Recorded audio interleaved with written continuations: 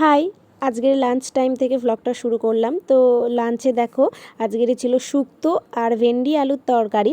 খাওয়ার পরে শশা খেয়ে নিয়েছিলাম। শশাটা অ্যাকচুয়ালি আমি স্যালাডের জন্য কেটে রেখে দিয়েছিলাম, কিন্তু ভুলে যাওয়ার কারণে আমাকে ভাত খাওয়ার পরে খেতে হলো। খাওয়ার পরে আমার চোখ পড়লো আমের দিকে, কাঁচা আম। তো দেখে আম মাখা করলাম, কিন্তু এতটাই টেস্টি আম মাখাটা হয়েছিল না, আমি খেতে খেতেই আমি ভিডিও করতেই ভুলে গিয়েছিলাম। তারপর ঘুমিয়ে পড়েছিলাম, ঘুম দিয়ে উঠে একটা পাকা আম ছিল সেটা খেয়ে নিলাম।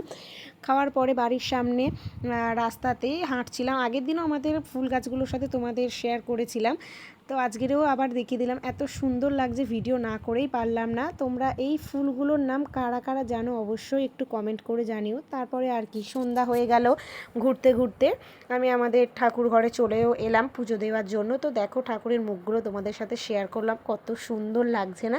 খুবই সুন্দর লাগছে, সামনে থেকে তো আরও বেশি সুন্দর লাগছে। তারপরে কি সন্ধ্যাবেলা ফ্রিজে ছিল একটা পাকা পেঁপে, খুব পাকা না, তো পেঁপেটা খেয়ে নিলাম। সেভাবে আর সন্ধ্যাবেলা কিছু খাওয়া হয়নি। আগের দিন তোমাদের ভিডিওতে দেখিয়েছিলাম চাউমিন করেছিলাম, তো বাড়ির লোকের এত সুন্দর লেগেছে না, ওই জন্য আবারও আমাকে চাউমিন বানাতে বললো। আমি সেই জন্য রাতের ডিনারে সবার জন্য চাউমিন বানালাম। তো দেখতে দেখো কতটা সুন্দর লাগছে, সত্যি খেতেও সুন্দর লেগেছিলো। তো আজকের ভিডিওটা এই পর্যন্ত, টাটা।